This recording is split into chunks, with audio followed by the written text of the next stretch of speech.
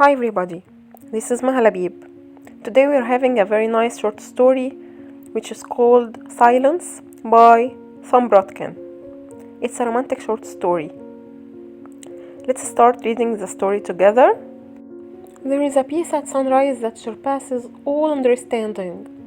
It's a renewal, a feeling that anything is possible. I'd like to say I drag myself from the comfort of my bed every day to enjoy sunrise's splendor, but you wouldn't believe me, and I would be lying. What's true is, I was there that day, and so was she. There is a connection between sunrisers just because they are sunrisers. It's a shared yet unspoken appreciation for things quiet and beautiful. That might explain why I was immediately drawn to her. But I know it wasn't just because of the earliness of the morning. Delilah, you see, would have attracted me no matter the time of day. The first time I saw her, I was sitting there at my favorite secret spot overlooking Lake Quinault. It's a hidden gem in Washington State owned by the Quinault Indian Nation, and before that day, if I had my way, no one would ever sit and admire its beauty other than me. The lake, a destination point for fishermen, swimmers, and sightseers, is nature at its most spectacular. It is located deep in the Olympic National Forest. It isn't easy to find, even if you're looking for it. Once discovered, even the most magnanimous outdoorsmen will keep the secret to themselves. In an era where, too often, free time is wasted in front of a flat-screen TV, Lake Quinault is a reminder of the reasons for taking vacations, and the sunrise over the lake is God's definition of must-see. That particular trip occurred in early summer.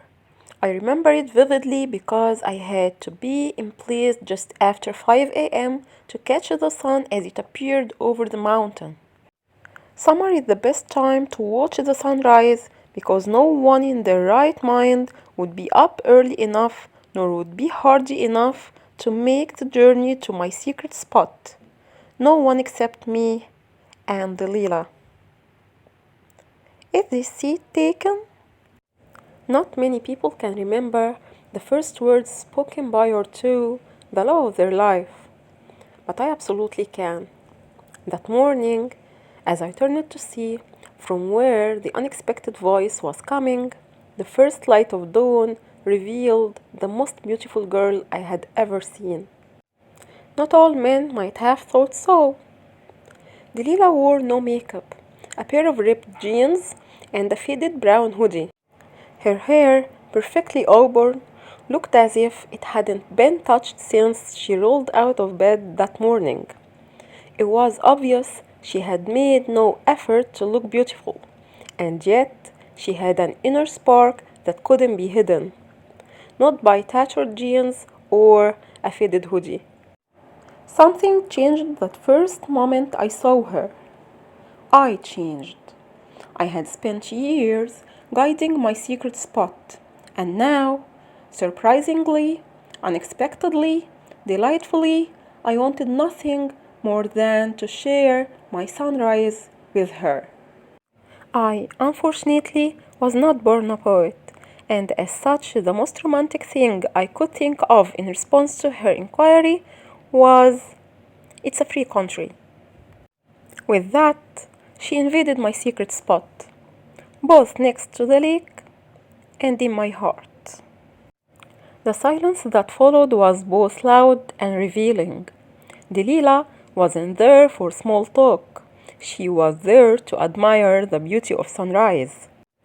We sat in silence and watched as the sun peeked over the horizon, covering the two of us in its warming light. She and I carried on a conversation without words.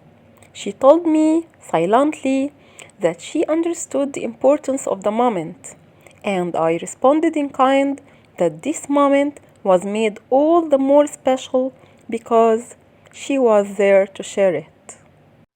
Perfection is a goal impossible to realize in this mortal realm, but that morning came as close as is humanly possible. So many thoughts ran through my mind as the sun revealed itself completely. Then, just as quickly and quietly as she had come, Delilah rose to her feet, wiped some residual dirt from the seat of her ripped jeans, and headed down the trail and out of my sight. 8 words verbalized, an infinite number of potential events contemplated. 30 minutes had passed, a lifetime had been imagined. I was sure I would never see her again, and the thought made me overwhelmingly sad. The next 5 years came and went, 5 long years since that day at the lake. There were first dates, first kisses, and the words I love you exchanged. Yet every time fate or intention would reach down and sabotage promise, I became determined to find peace in my solitude. There was always a reason or an excuse for my ending every potential relationship, but at its core was a shared sunrise and a conversation that didn't happen. I went to our spot from time to time to see the sunrise, not for her. At least, that's what I told myself. I had given up without realizing I was hoping to see her again, hoping to feel what I felt that day, hoping she would be there. And then it happened. It was once again summer, it was sunrise, but this time she was there. Is this seat taken? It's a free country.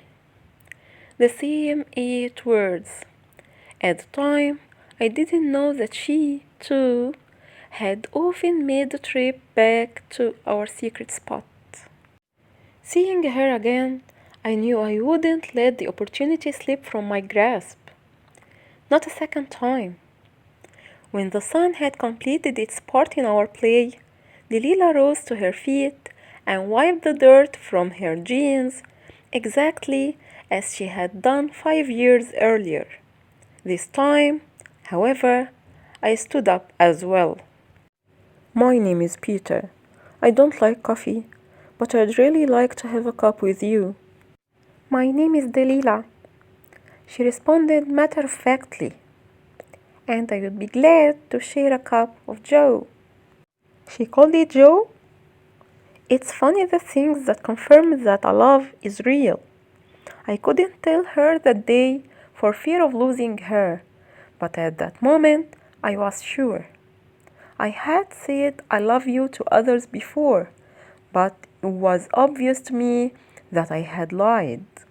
For in that moment I was finally sure what love felt like. Lifetimes are only lifetimes when viewed in reverse. A cup of coffee became a dinner date.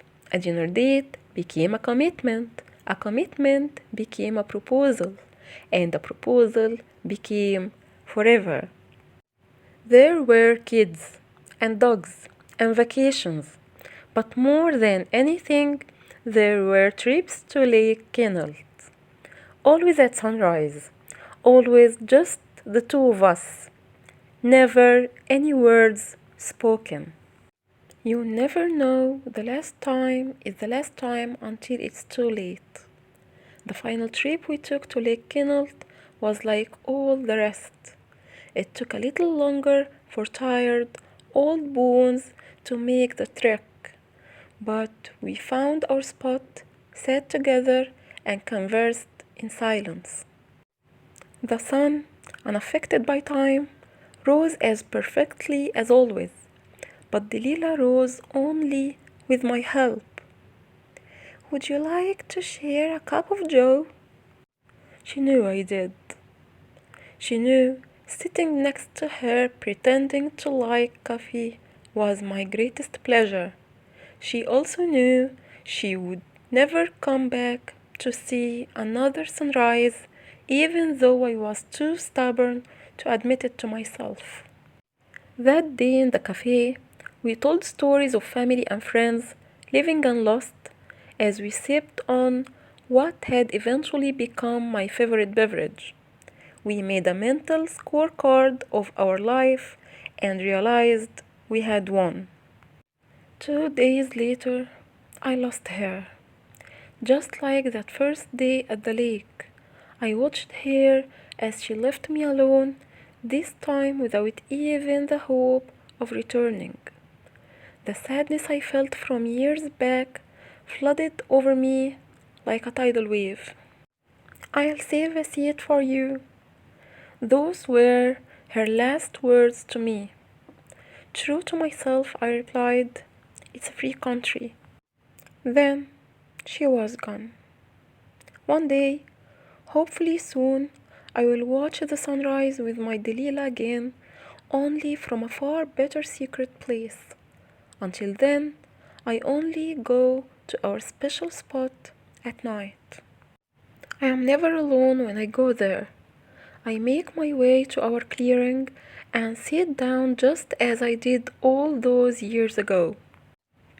As the moon reflects off the lake, I feel her comforting hand reach down for me, and in the silence only we understand, I hear her very clearly.